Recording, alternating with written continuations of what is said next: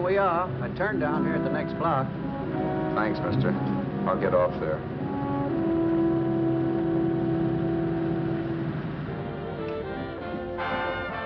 Want anything else?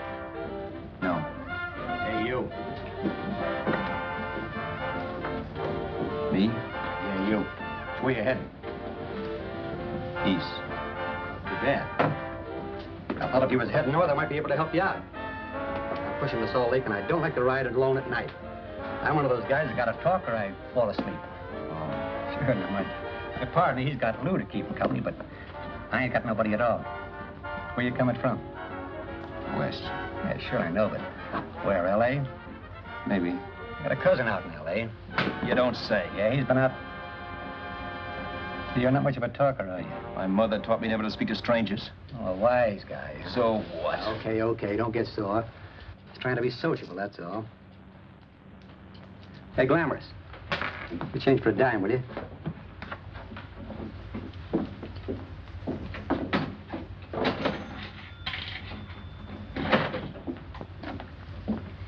Let's have something quieter this time, Joe. My head's splitting. Is that what's wrong with it? Done with your coffee? No. And don't rush me, will you?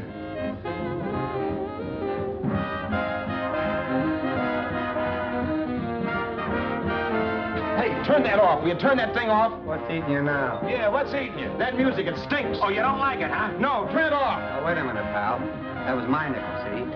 This is a free country, and I play whatever I wanted. Okay. Sure, and if you don't like it, you don't have to listen to it. And you can leave here anytime you want to. Okay, I'm sorry I asked. First good piece played tonight and you don't like it. Some people just ain't got any good taste.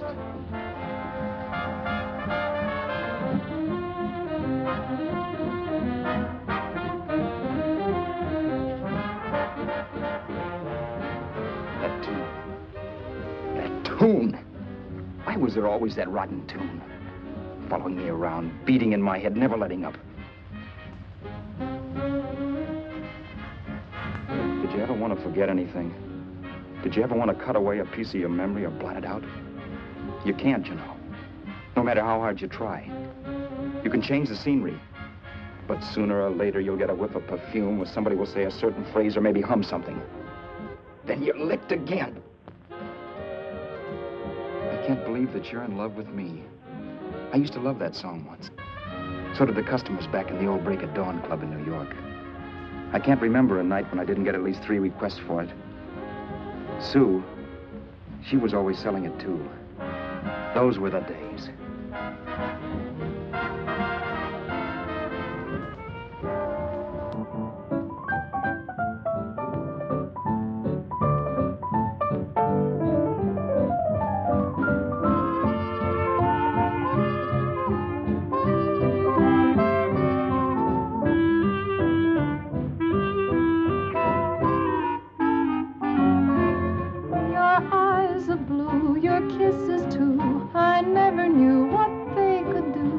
I can't believe that you're in love with me. You're telling everyone you know that I'm on your mind each place you go. They can't believe that you're in love with me.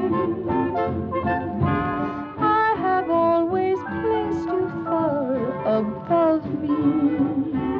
I just can't imagine that you love me.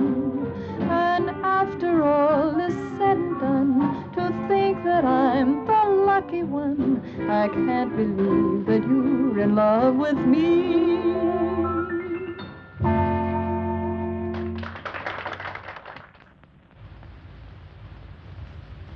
It wasn't much of a club, really. You know the kind. A joint where you could have a sandwich and a few drinks and run interference for your girl on the dance floor. I pounded the piano in there every night from 8 until the place closed up, which usually meant 4 in the morning. A good job as jobs went in those days.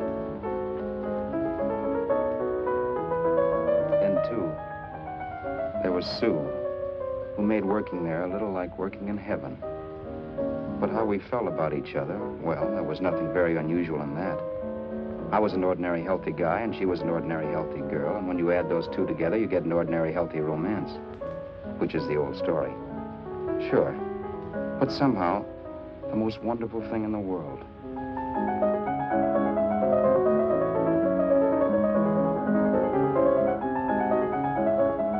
All in all, I was a pretty lucky guy.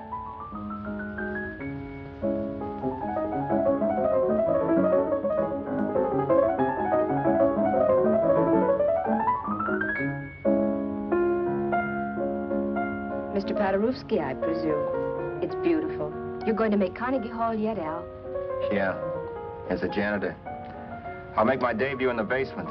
I don't blame you for being bitter, darling, but you mustn't give up hope. Why, someday... Yeah, someday. If I don't get arthritis first. In the meantime, let's blow this trap.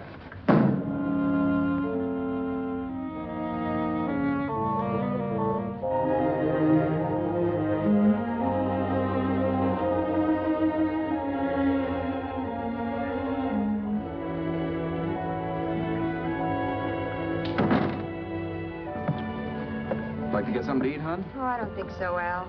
I lose my appetite working in this flea bag. Let's go home. Okay. I can't stand much more of that dump. Did you see that drunk tonight trying to paw me? No, what drunk? Does it matter what drunk? Say, what's the matter with you tonight, darling? That's the third time you started to tell me something and then stopped. We shouldn't have any secrets from each other, Sue. Next week, we're going to make with the ring and the license. You and me will be a team. Yes, that's right. In the Bush League. I don't get you. We've been struck out. It's a funny way to talk, darling. Don't you want to marry me? Al, look, I love you. You know I do, and I want to marry you. But? But not now. Only after we've made good. Sunday, I'm going away. Oh, I know you'll think it's silly. That's why I hesitated to tell you.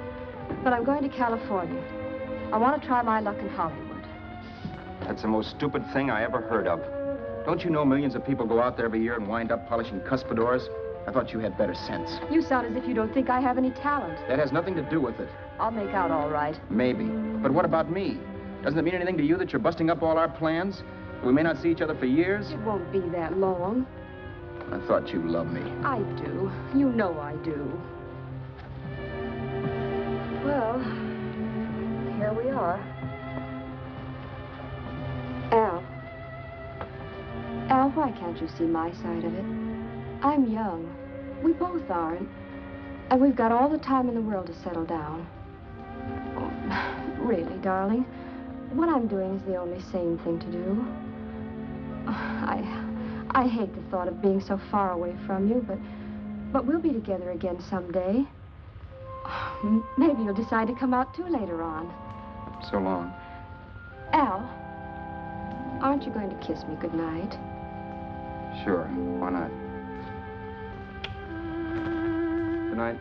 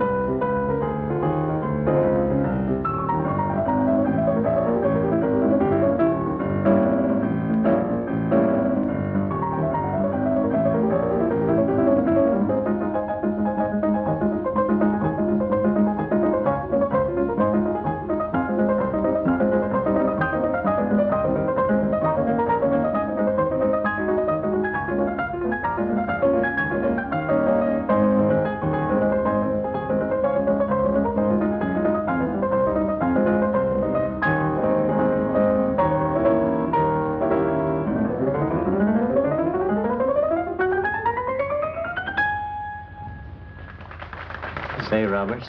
You hit the jackpot this time. $10. Thanks.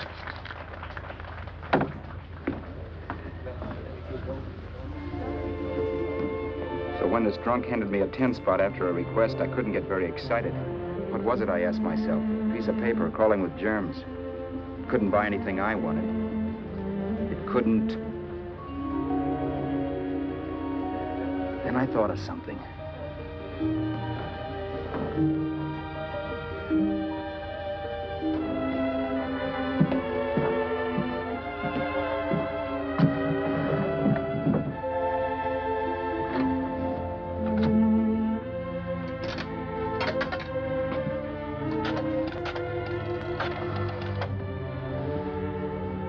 Long distance.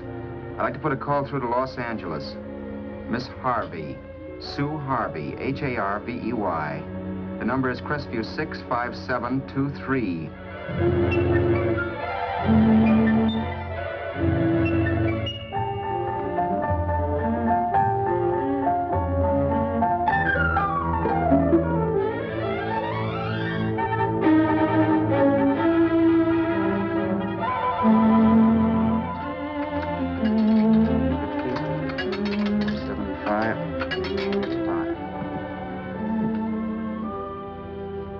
Hello, Sue?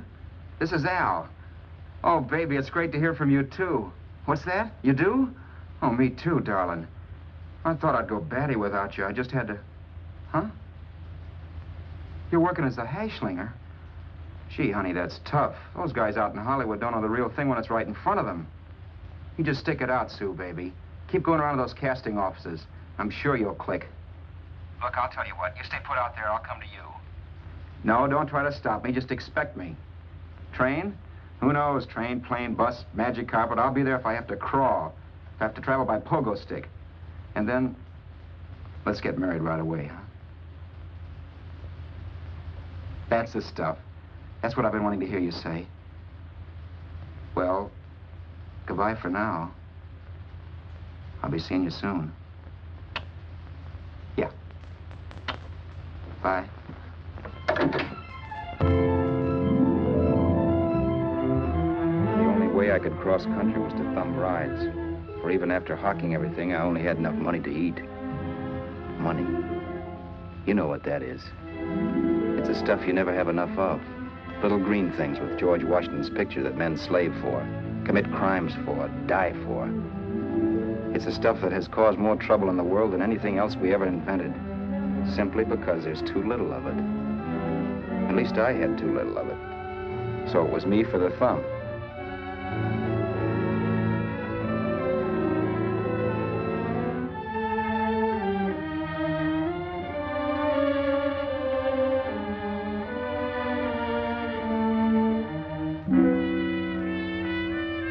Ever done any hitchhiking? It's not much fun, believe me. Oh, yeah, I know all about how it's an education, how you get to meet a lot of people and all that. But me, from now on, I'll take my education in college, or in PS 62, or I'll send $1.98 in stamps for 10 easy lessons.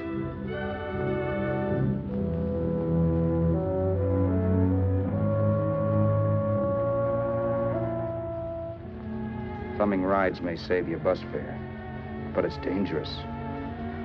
You never know what's in store for you when you hear the squeal of brakes. If only I had known what I was getting into that day in Arizona. Here, throw that in the back seat. Okay, let's go. Make sure that door's closed.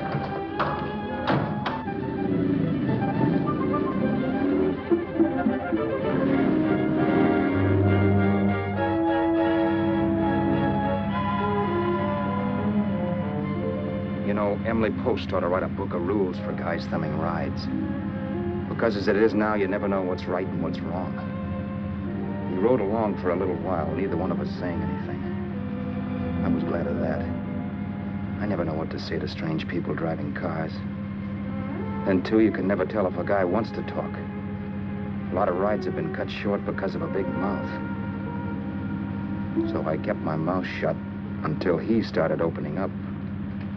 Hand me that little box, the compartment, will you, pal? Hold the wheel, will you?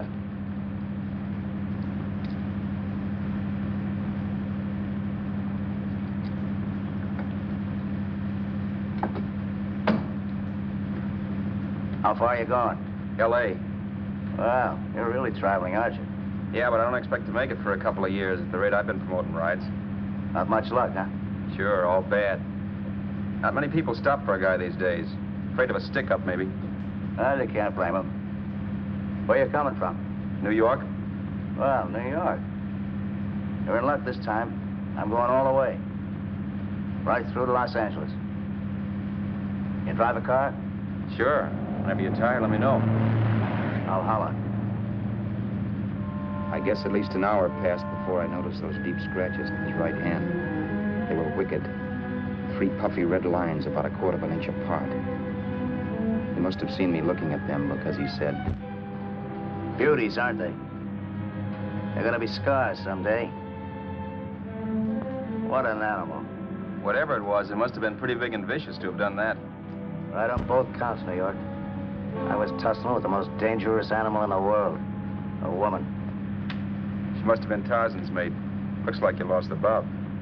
Certainly wasn't a draw. You know, there ought to be a law against dames with claws. Yeah. I tossed her out of the car in her ear. Was I wrong? Give a lift to a tomato, you expect her to be nice, don't you? Yeah. After all, what kind of dames some rides? Sunday school teachers? Yeah. A little witch. She must have thought she was riding with some fall guy. And me, who's been booking horses around racetracks since I was 20. I've known a million dames like her. 2 million. Yeah. Stopped the car, opened the door. Take it on the yard, the Duffy sister, I told her. That's the stuff. As that was done, huh? But if you want to see a real scar, brother, get a load of this. Wow. I got that one dueling. Dueling? Yeah, we're just kidding, of course. My dad owned a couple of Franco-Prussian sabers. Kept them on the wall for decorations. Well, one day, the kid and I took them down when the old man wasn't around. Had a duel. He got me in the arm here. Pretty mean cut. Infection set in later. Yeah, I can see that. Now, give me that box again, will you? Yeah.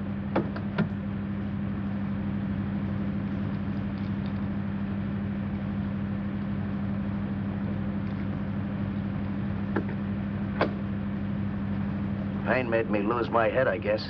I began slashing. Before I knew it, I'd put the other kid's eye out. That was tough. Well, it was just an accident, of course. Do you know how kids are? I got scared, decided I was going to run away from home. Old man almost caught me when I was packing my duds. The bloody rag I had wrapped around my wrist hadn't caught his attention. You've seen the bundle for sure. But I beat it when he was phoning for a doctor. That was 15, 16 years ago. I haven't been home since. Pull in there for a bite or something, huh? A bite or something. Brother, was I hungry. I hadn't had anything in my stomach for hours. Yet even with that gnawing in the pit of my belly, I didn't want to be in too big a rush to put on the feed bag. First, I had to make sure this guy knew the score. If I got him down on me, goodbye ticket to Hollywood. I'll wait out here for you, mister. Well, there's the money. Don't worry about paying for it. This time it's on me. Well, that's what... Haskell, think nothing of it. You make your first million, maybe you can do the same for me. Come on, New York. I gotta make the West Coast by Wednesday. There's a horse running in Santa Anita named Pirate Bicycle. Means dough to me if I'm on him. We'll make it all right. He did most of the talking during the half hour we were in the place. I ate. He rambled on about his old man, whom we hadn't heard from since he ran away as a kid. Now he happened to become a bookie. And then all about how he got rooked in Miami. One race, 38 grand. They cleaned out my book. How do you like that? That was tough luck. Yeah, and I'm supposed to be the smart guy. Well, you just wait. I'm going back to Florida next season with all kinds of jack. And you watch those stinkers run for cover. Want anything else? No, thanks. I've had plenty.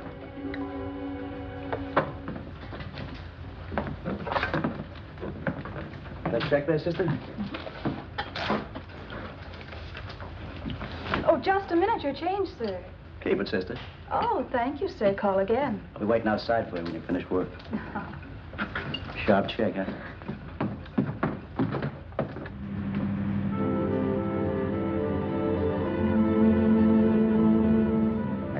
that night while Haskell slept like a log. After a while, I began to get sleepy myself. I was happy, though. Soon I'd be with Sue again. The long trip was practically over, and there'd be no more hoofing it down the concrete. I began to think of the future, which couldn't have been brighter if I'd embroidered it with neon lights. It was nice to think of Sue shooting to the top. It's amazing what a full belly can do to your imagination. Your eyes are blue, your kisses too. I never knew what they could do. I can't believe that you're in love with me. You're telling everyone you know I'm on your mind each place you go. I can't believe that you're in love with me.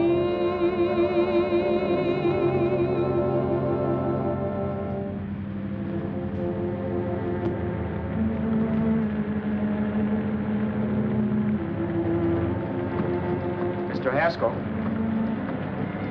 Mr. Haskell?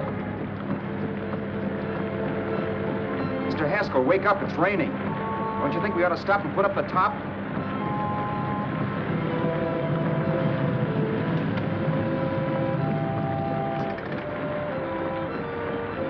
Mr. Haskell, I'm going to put up the top.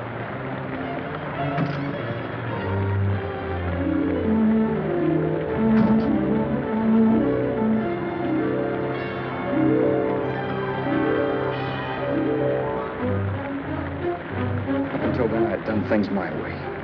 But from then on, something else stepped in and shunted me off to a different destination than the one I had picked for myself. But when I pulled open that door... Mr. Haskell, what's the matter? Are you hurt? Are you hurt, Mr. Haskell? Start your sermon. I'll listen to it. But I know what you're going to hand me even before you open your mouths. You're going to tell me you don't believe my story of how Haskell died and give me that don't make me laugh expression on your smug faces. I saw at once he was dead, and I was in for it. Who would believe he fell out of the car? Why, if Haskell came too, which of course he couldn't, even he would swear I conked him over the head for his dough. Yes, I was in for it. Instinct told me to run, but then I realized it was hopeless. There were lots of people back down the road who could identify me. That gas station guy and the waitress. I would be in a worse spot then, trying to explain why I beat it. The next possibility was to sit tight and tell the truth when the cops came. But that would be crazy. They'd laugh at the truth. I'm not having my head in a noose. So what else was there to do but hide the body and get away in the car? I couldn't leave the car there with him in the gully. That would be like erecting a tombstone.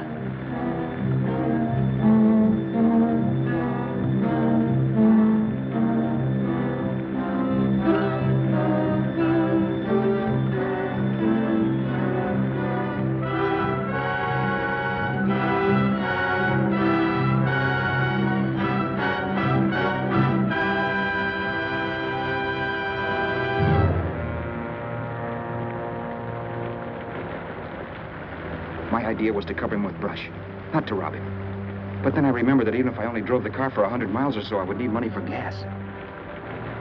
Besides, it was stupid of me to leave all that money on a dead man. Not only that, I'd have to take his driver's license in case I was stopped for something. I didn't like to think about it, but by that time I'd done just what the police would say I did, even if I didn't. My clothes. The owner of such an expensive car would never be wearing them. Some cop might pull me in on suspicion.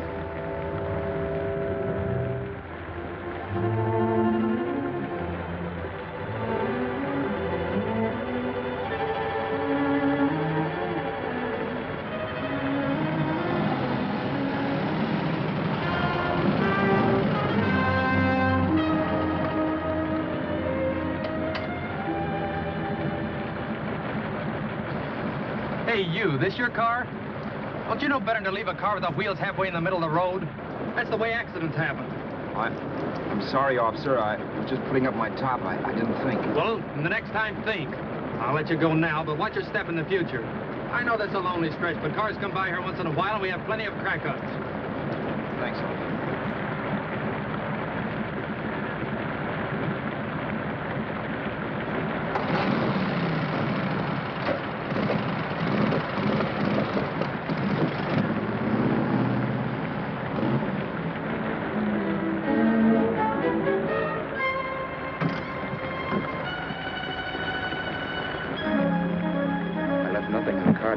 Robertson.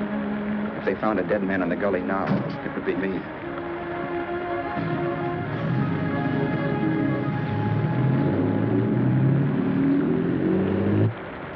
As I drove off, it was still raining, and the drops streaked down the windshield like tears. I kept imagining I was being followed and that I could hear sirens back in the distance. Just how long it took me to cover the 60-odd miles to the California state line, I don't know. I lost all track of time. But the rain had stopped and the sun was up when I pulled up to the inspection station. Hello? Carrying any fruits or vegetables? No. Any livestock or poultry? No. I'd see your registration and driver's license, please. Anything in the baggage compartment? Just baggage. Charles Haskell, Jr., age 30, brown eyes, dark hair. Identifying marks, none. Are you Charles Haskell, Jr.? Yes. Well, remember, if you're employed and you stay over 30 days, you take out California plates. All right, officer, but I'll only be in the state a short while. Right, you can go now.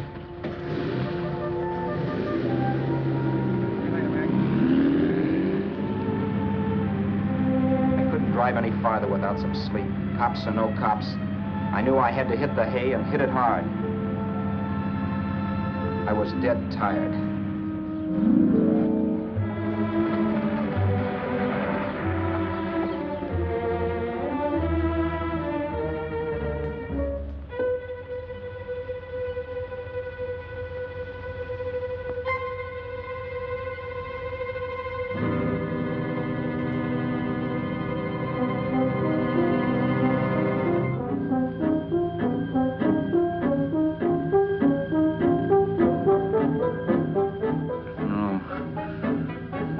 Mr. Haskell.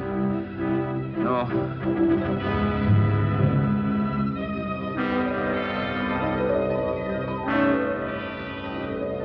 Mr. Haskell, you can't die. I think I did it. No, Mr. Haskell. No.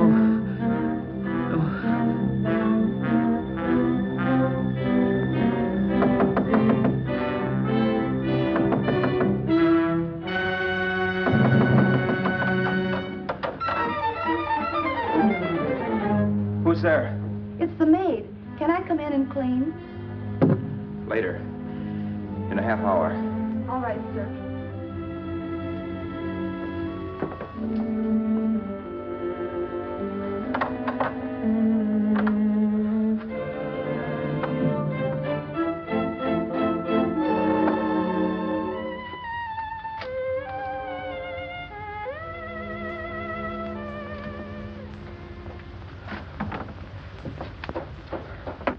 There was no time to lose. Every minute I had to be Charles Haskell was dangerous. And I'd have to be Charles Haskell until I got to some city where I could leave the car and be swallowed up.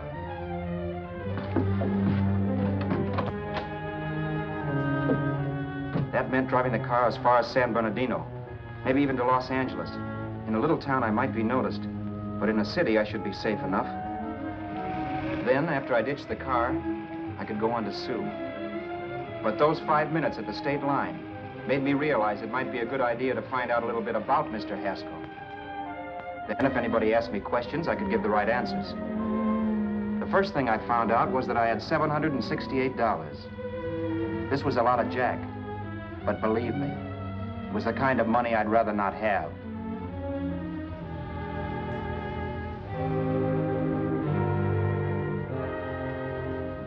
And then I found out from a letter Haskell was carting around in his bag that he wasn't the open-handed, easygoing big shot who went around buying dinners for strange hitchhikers. Before I got done reading it, I saw him more as a chiseler. It was written to his old man in California, the one he hadn't seen in so many years. In it, Haskell posed as a salesman of hymnals, of all things. It was easy to see where Haskell expected to raise a new stake for his book in Miami by rooking his old man. That was about all I found out from his effects, and it was enough. I told myself, maybe old man Haskell was lucky his son kicked off. He would never know it, but it saved him from taking a flyer in Sacred Literature Preferred.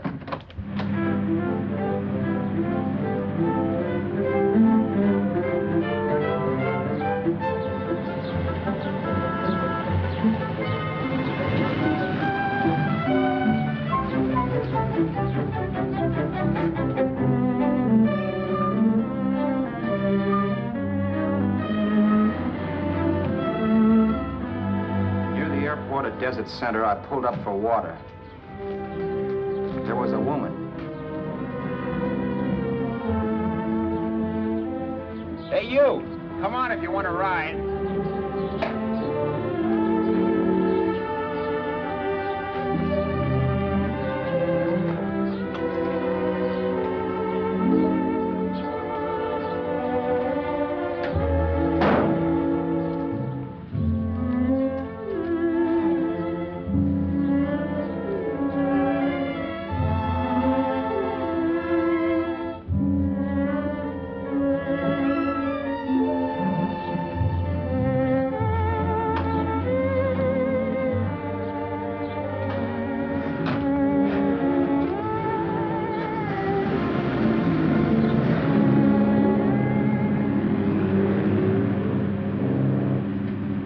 How far are you going? How far are you going? That took me by surprise, and I turned my head to look her over. She was facing straight ahead, so I couldn't see her eyes. But she was young, not more than 24. Man, she looked as if she'd just been thrown off the crummiest freight train in the world. Yet, in spite of this, I got the impression of beauty. Not the beauty of a movie actress, mind you, or the beauty you dream about when you're with your wife, but a natural beauty. A beauty that's almost homely because it's so real. Then suddenly she turned to face me. How far did you say you were going? Los Angeles? L.A.? L.A.'s good enough for me, mister. That's what I was afraid of. What'd you say? Oh, nothing, just thinking out loud. People get in trouble for doing that. What's your name? You can call me Vera if you like. You live in Los Angeles? No. Where are you coming from? Oh, back there. Needles? No. Oh, sure, Phoenix. You look just like a Phoenix girl. Are the girls in Phoenix that bad? The girl must have been pretty tired, because she fell asleep not 20 minutes after she stepped into the car. She lay sprawled out with her head resting against the far door, like Haskell. I didn't like that part of it much, but I didn't wake her up. It wasn't that this girl still worried me. I'd gotten over that funny feeling I had when she looked at me, which I put down as just my jangled nerves. With her eyes closed and the testness gone out of her, she seemed harmless enough. And instead of disliking her, I began to feel sorry for her. The poor kid probably had had a rough time of it. Who was she anyway? And why was she going to Los Angeles? And where'd she come from in the first place? The only thing I knew about her was her name. Not that it made any difference. A few hours more and we'd be in Hollywood. I'd forget where I parked the car and look up Sue. This nightmare of being a dead man would be over. Who this dame was, well, it was no business of mine. Where did you leave his body? Where did you leave the owner of this car? You're not fooling anyone. This buggy belongs to a guy named Haskell. That's not you, mister. You're out of your mind. That's my name, Charles Haskell. I can prove it. It's my driver's Save license. yourself the trouble, mister. Having Haskell's wallet only makes it worse. It just so happens I rode with Charlie Haskell, all the way from Louisiana. He picked me up outside of Shreveport. You rode? You heard me. Then it all came back to me. All the talk about dueling and scars and scratches. There was no doubt about it. Vera must be the woman Haskell had mentioned. She must have passed me while I slept. Well, I'm waiting. My goose was cooked. She had me. That Haskell guy wasn't dead yet. He wasn't stretched out stiff and cold in any Arizona gully. He was sitting right there in the car, laughing like mad while he haunted me. Well? There was nothing I could say. It was her move. Vera, whatever her name was just my luck picking her up on the road. It couldn't have been Helen, or Mary, or Evelyn, or Ruth. It had to be the very last person I should ever have met. That's life. Whichever way you turn, fate sticks out a foot to trip you.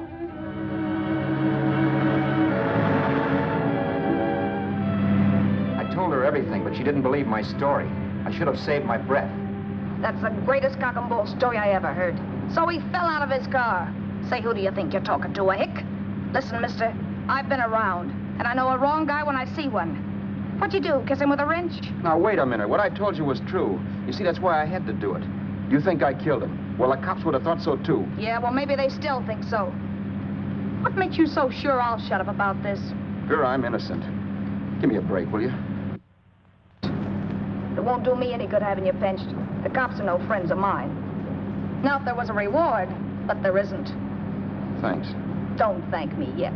I'm not through with you by a long shot. Let's see that roll.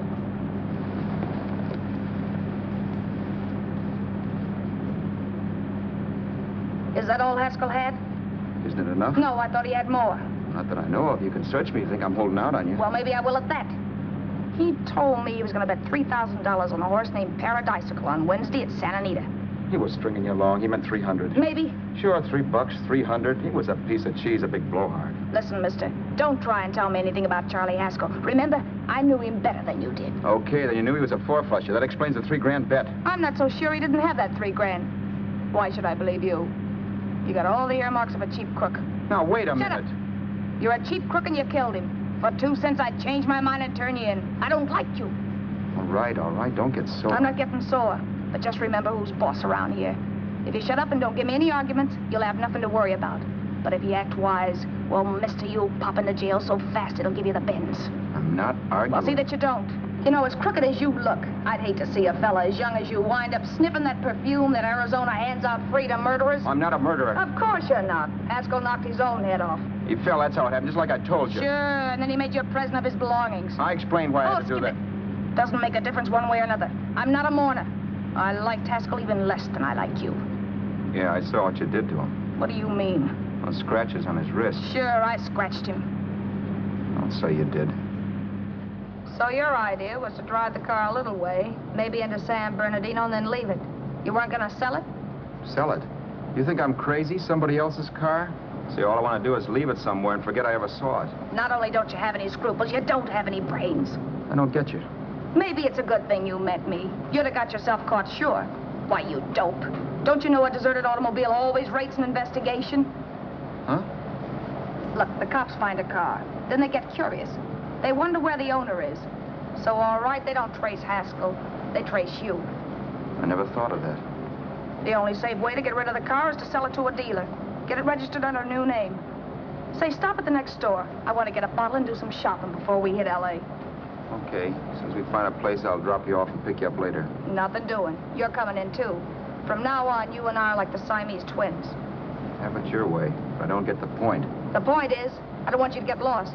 I'm not going to beat it if that's what you're afraid of. I'll say you're not. Well, I'm going to see that you sell this car so you don't get caught. Thanks. Of course, your interest wouldn't be financial, would it?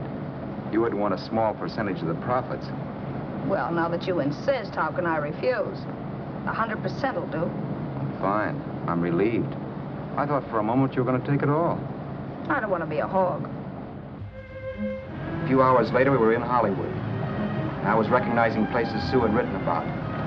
It struck me that far from being at the end of the trip, there was a greater distance between Sue and me than when I started out. Vera wasn't kidding with that Siamese twins crack. She rented a little apartment as Mrs. Charles Haskell. When I objected to this, she explained that it was on account of the car. A dealer might think something was funny if he called and found we were using different names.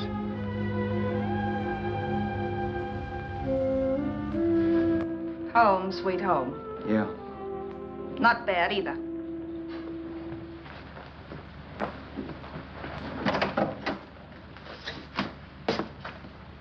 In case there's any doubt in your mind, I'll take the bedroom.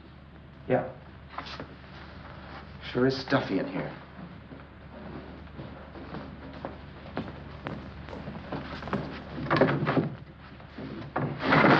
Keep the window shut. Okay. The old crow downstairs said there's a folding bed behind this door.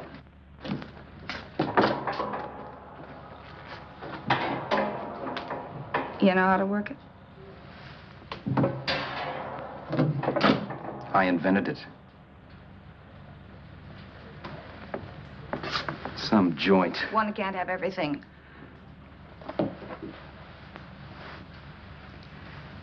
I'm first in the bathtub. I don't know why, but I figured you would be.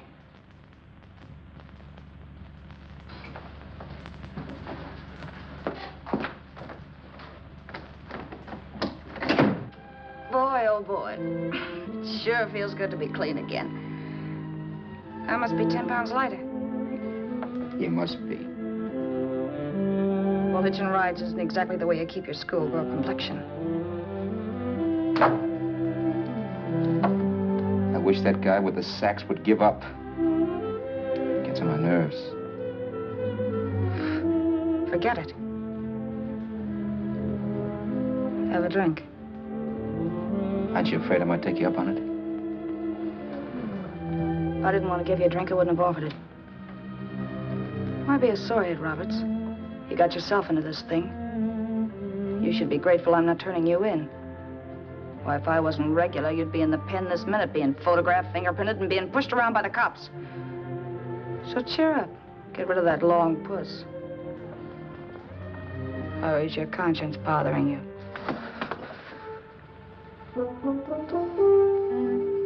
No. It isn't. Swell. That's the spirit. He's dead and no moment around to bring him back. Anyway, I never could understand this worrying about something that's over and done with. Now look, Vera, for the last time I didn't kill him. Haskell was a sick man. Maybe he was dead before he fell out of the car. I don't know. Sure. He died of old age. All right. So if it'll make you sociable, you didn't kill him.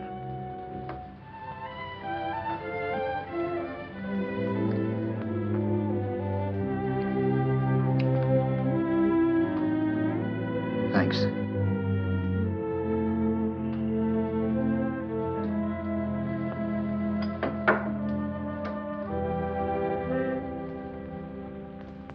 We're out of liquor, Roberts. Yeah. Too bad. I felt like getting tight tonight. Well, I think you succeeded. Am I tight? As a prima donna's corset. That's good. I wanted to get tight. Why? What have you got to get tight about? Oh, I don't know. Few things. Huh. You should have my worries. If I had your troubles, I'd stay sober. And I've got the key to that door. Yeah. Maybe you're right. I'm always right. You know, I don't like your attitude, Roberts. Well, there's a lot of things I don't like. Sure. But life's like a ball game. You gotta take a swing at whatever comes along before you wake up and find it's a ninth inning. You read that somewhere. That's the truth, Roberts. All you do is bellyache. Taking it easy and, well, trying to make the best of things. But maybe that's what's wrong with the whole world. Get the professor. People knock themselves out trying to buck fate. Now, take you, for instance. You're lucky to be alive. Why, suppose Haskell had opened your door. You'd be playing a harp now. Think of that. You think of it. I'm tired of thinking. There's plenty of people dying this minute. I would give anything to trade places with you. I know what I'm talking about. I'm not so sure. At least they know they're done for. They don't have to sweat blood wondering if they are. Your philosophy stinks, pal. We all know we're going to kick off someday. It's only a question of when. But what's got us on this subject anyway? We'll be discussing politics next. Yeah. Where'd you hide the butts? On the table, sucker.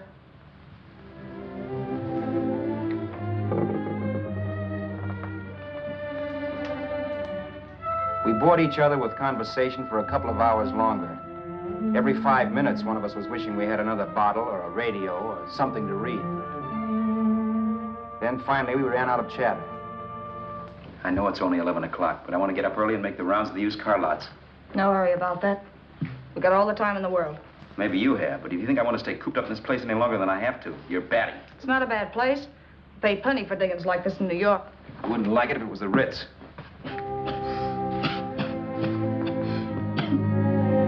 Rotten liquor. You got a mean cough. Ought to do something about it. I'll be all right. That's what Camille said. Who? Nobody you know. Wasn't that the dame that died of consumption? Yeah. Wouldn't it be a break for you if I did kick off? You'd be free with all Haskell's dough and car. I don't want to see anybody die. Not even me. Especially not you. One person died of me. If you did, well, that's all I need. You don't like me, do you, Roberts? Like you? I love you. My favorite sport is being kept prisoner. After we sell the car, you can go to blazes for all I care, but not until then.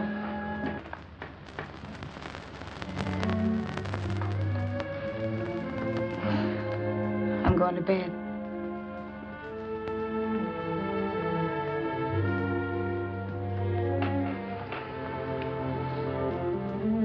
Good night, Roberts. Don't try and sneak away during the night. All the doors are locked. Anyway, if I find you gone in the morning, I'll notify the police. They'll pick you up. Don't worry, I know when I'm in a spot. Well, good night. I hope that portable rack isn't too uncomfortable for you. Don't lose any sleep over it, will you, Vera?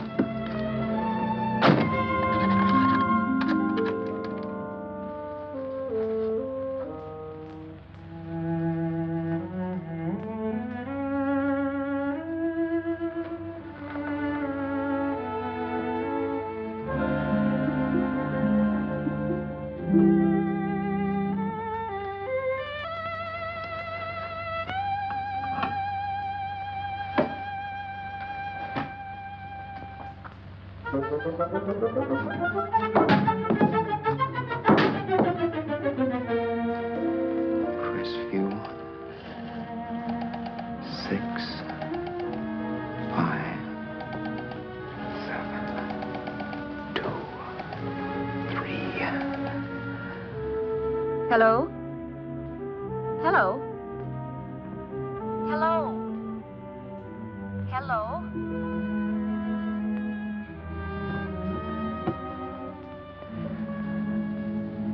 No. Not yet, darling. Tomorrow. Maybe. If this were fiction, I would fall in love with Vera, marry her, and make a respectable woman of her. Or else she'd make some supreme Class A sacrifice for me and die. Sue and I would bawl a little over her grave and make some crack about there's good in all of us. But Vera, unfortunately, was just as rotten in the morning as she'd been the night before. All right, I'm coming. Look, Vera, it's almost noon. So what? The dealers will be there all day? They'll be there all year, too, but it doesn't wait that long. Shut up. You make it like a husband.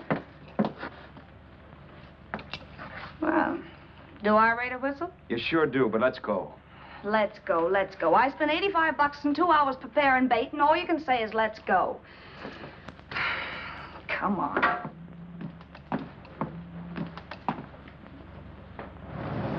We passed a few used car lots last night down this way. What do you think we can get for this heap? I don't know. Plenty. He let me handle everything. Think we can get $2,000? I don't know, but don't worry. I'll squeeze as much out of this guy as I can. If I let it go cheap without a fight, he might think we've stolen the car. And listen, don't make any slips and call me Roberts. That'll cook us. I don't need you to tell me that. You better just sit by and keep your mouth closed. Remember, we're both in the soup if anything happens. Forget it and drive. You're my wife, Vera Haskell. Look, after the deal's closed, let's go back to that place on Hollywood Boulevard where I saw the fur jacket. I want to buy it. After the deal's closed, I'm saying goodbye to you. That's right, I forgot. I guess I'm getting kind of used to you. Well, that's a habit you could start breaking. Let's try this place in the middle of the block.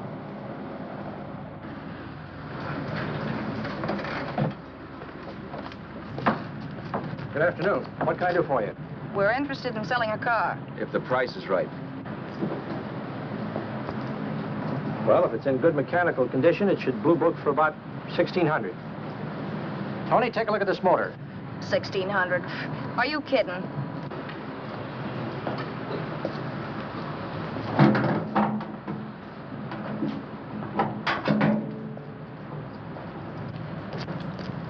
Well, maybe $1,850. Before I let it go for $18.50, I'll wreck it and collect the insurance first.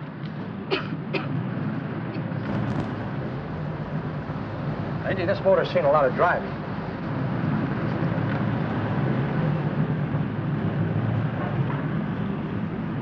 Well, the mechanic inspected the car. We haggled. At last, when we were all worn out, we hit a compromise. His price. Okay, it's a deal. All right, come in, we'll sign the papers. I have the ownership papers right here with me. Look, Vera, in the meantime, will you clean a dash compartment? There may be some stuff in it. All right, darling. $1,850. That dirty crook.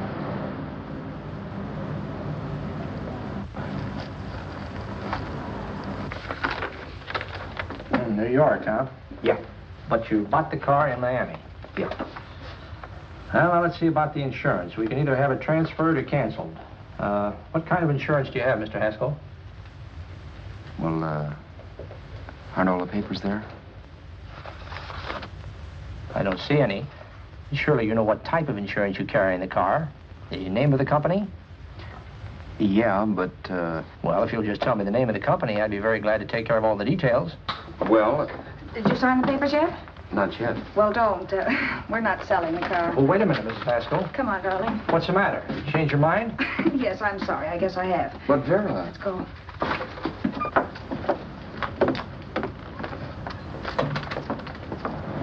You got me out of a tight spot, Vera. But I still don't understand all this. You will in a minute. I almost threw away a gold mine. $18.50 isn't to be sneezed at. The car doesn't book for as much as I thought.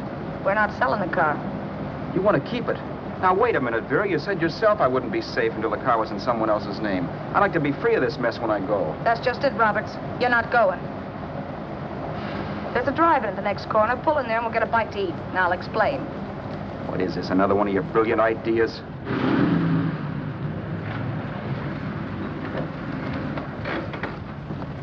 Oh, may I take your order? Make mine a ham sandwich and coffee. And for you, sir? Oh, I don't care. The same. Thank you.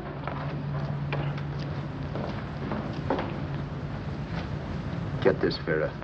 I've been pretty patient so far. I've done everything you asked me to do, but no more. Shut up. You've taken Haskell's money, and you can have the dough we get from selling the car, but you're not going to keep me a prisoner. It's a good thing I bought the paper. Take a look at that. Vera, I'm in no mood. Read that.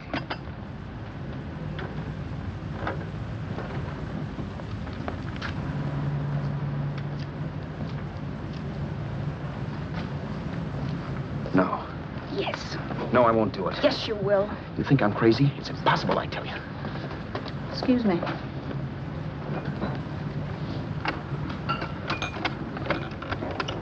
Blow the horn when you're through. No one could possibly get away with an act like that. It'd be wise to me in a minute. Don't be yellow. You look enough like him. The same coloring and the same build. See how his clothes fit you? No kidding, you almost had me fooled for a while. Oh, grow up, Vera. Don't you think a father knows his own son? And there must be other relatives. The father won't have to know you. We'll wait till he gives up the ghost. He's an old geezer and he won't pull through. And as far as other relatives are concerned, they haven't seen you in 15 or 20 years. Eat. I'm not hungry. And I won't do it. It's not as tough as it sounds. Remember, you've got all kinds of identification. His car, letters, license. I could never get away with it. It's the stupidest thing I've ever heard. The old boy has scads of dough. Look in the paper there. Personal fortune assessed at over $15 million. He'll leave plenty, I tell you. Maybe he cut off his son. How do we know? It's out, Vera. I won't have anything to do with it. I think you will. Look, Vera, I'll do anything within reason. But not that. So forget it. Or find yourself another stooge. You sap. You'll be fixed for the rest of your life as Charlie Haskell. You can take your inheritance and go away. No more worrying about the rent, no sweating, scheming, wondering where your next meal's coming from. Think about that, Roberts. Vera, please, you're talking too loud. On this, I'm splitting 50-50 with you. Sure, why not? We're both alike, both born in the same gutter. Now, take it easy, Vera. There's people around here. You don't know what you're talking about. We'll wait till we read that old man Haskell's dead. Then you show up. Like you read in New York that he was sick. No. Suppose he doesn't die. He will. I know he will. Something tells me. But as much as I insisted I would have no part of her scheme, Vera was taking it for granted I would. Neither of us had our mind on the cards as we played that night. I knew we were just trying to kill time between newspaper editions. This was a death watch for Vera. Maybe it was for me, too. Don't you realize if I'm caught, they'll want to know where I got the car and stuff, and they'll have me on a murder charge. If you're smart, you won't get caught. I knock for 7. And if I'm caught, don't you realize you'll be out, too? 18 points. That gives me 30. How will I be out? You'll be out $1,850 we would have gotten on the car. Really, Vera, you'd be an awful chump if you threw away all that dough on a dizzy long shot. Let me sell the bus tomorrow. With the money it'll bring and what you've already got, a clever kid like you can run it up in no time. Then we'd both be in the clear. I'll be in the clear anyway. Maybe. But if I got caught, I'd get good and sore at you, you know. You mean you'd squeal? Well, no, not squeal exactly. Never mind what you meant. Even if you did tell the cops I was in on it with you, what could they do to me? They might give me the same medicine they gave you. Yeah. A rope. But I'm on my way now. All you'll be doing will be rushing it. All right. But think of the $1,850 you'd lose. You'd kick yourself along the block if I let it get away from you. I'll take the chance. Want another drink? You're being a goon. That's the way people wind up behind the 8 ball. Once they get a few dollars, they become greedy and want more. My. Caesar. Who? You know that Roman general? He got his for being greedy. He wasn't satisfied, so the final wind-up was he took the count. A couple of days ago, you didn't have a dime. Why, you were so broke you couldn't pay cash for a postage stamp. Now you've got almost $700 with $1,850 in the offing. Take my advice. Don't try for more. I'm tired of this game. Let's have some blackjack. Play solitaire. Okay, I will if that's the way you feel about it. That's the way I feel about it. Getting sore and throwing things won't help much, Roberts. I'm really doing you a favor. I help you out of a jam by keeping my mouth shut. I show you how to make some soft money. And what thanks do I get? Thanks. Sure. Or would you rather call the cops and told him you killed a man and stole his money? I didn't kill anybody. Yes, you did. No, I didn't. You know I didn't. All right, then. Suppose I call the cops. If you're innocent, what do you got to be scared of? Okay. Call them, you mutt. Go ahead and call them, see if I care. At least they'll give me a square deal. You want me to call them? You heard me. But I'm warning you. If I'm pinched, I'll swear you were in on it. I'll say that you helped me. If I fry, I'll get even with you. You wouldn't dare. You're chicken. Yeah? Then try it and see. Call them. Yeah. Okay, I will.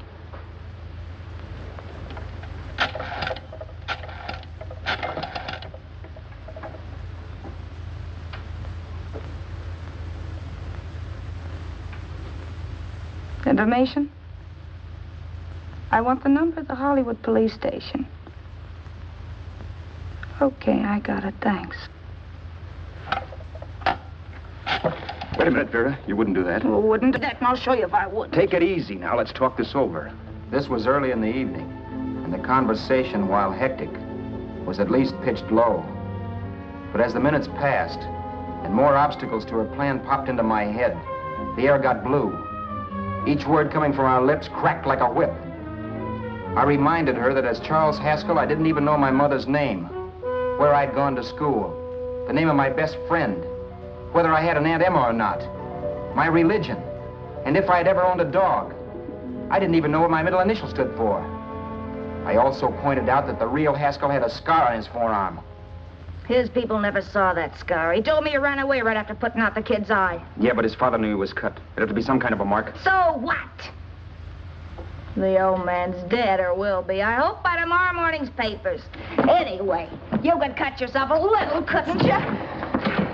Boy, for that kind of dough, I'd let you cut my leg off. You're drunk and you're crazy mad, Vera. Turn me in if you want to, but I won't get mixed up in this. Besides, how do we know Haskell was such a phony? Maybe it wasn't the man's son at all. Maybe he just dreamed it up. Well, dreaming or not, you won't be dreaming when the law taps you on the shoulder. There's a cute little gas chamber waiting for you, Roberts. And I hear extradition to Arizona's a cinch. Where's that phone?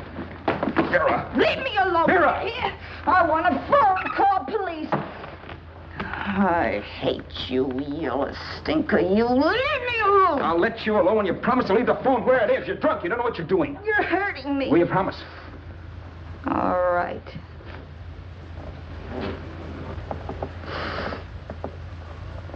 You hurt me. I'm sorry, but... And it's hot in here. Open up a window. It's not hot. Don't tell me. Now, do you do it or do I do it?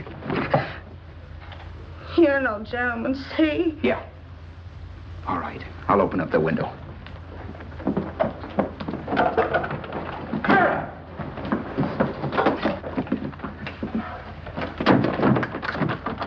the door. Please open the door. Vera, open the door. Don't use the phone. Listen to me. I don't like you, Roberts. You're no gentleman, see? You hurt my hand, and I'm going to get even with you.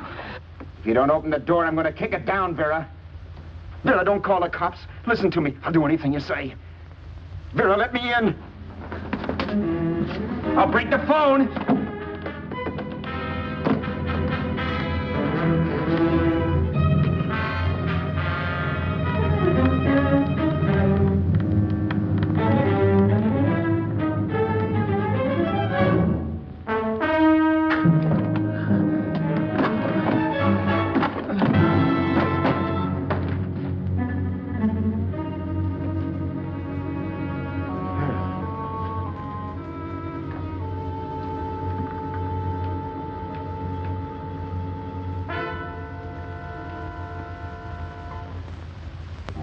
The world is full of skeptics.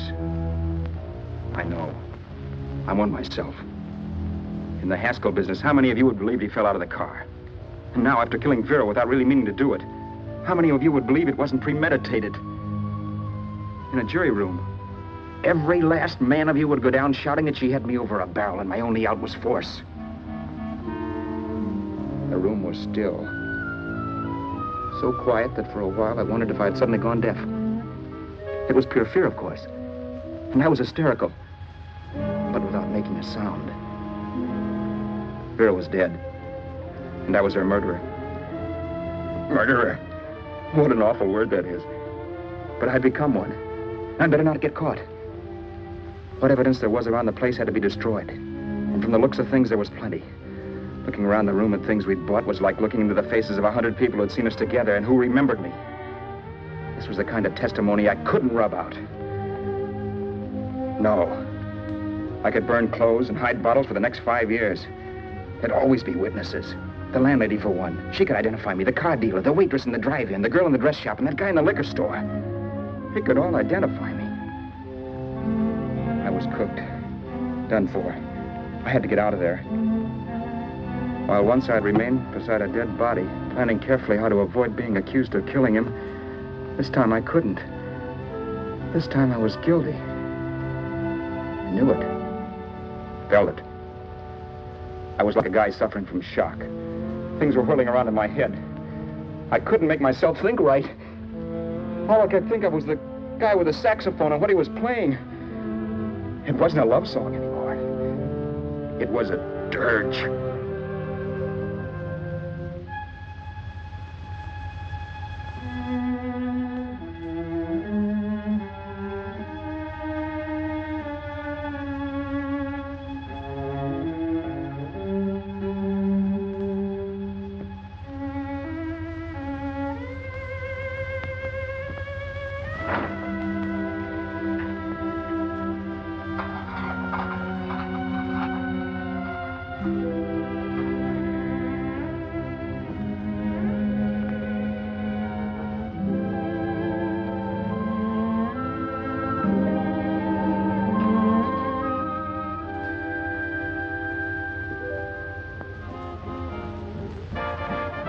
Problems weren't solved. I had to stay away from New York for all time because Al Roberts was listed as dead and had to stay dead. And I could never go back to Hollywood. Someone might recognize me as Haskell. Then, too, there was Sue. I could never go to her with a thing like this hanging over my head. All I could do was pray she'd be happy.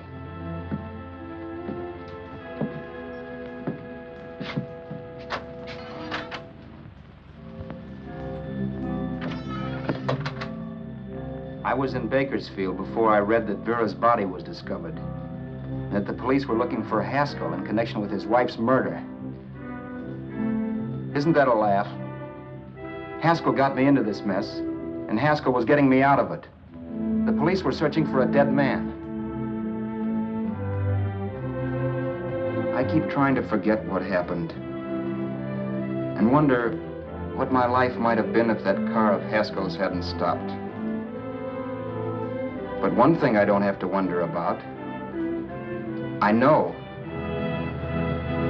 Someday a car will stop to pick me up that I never thumbed.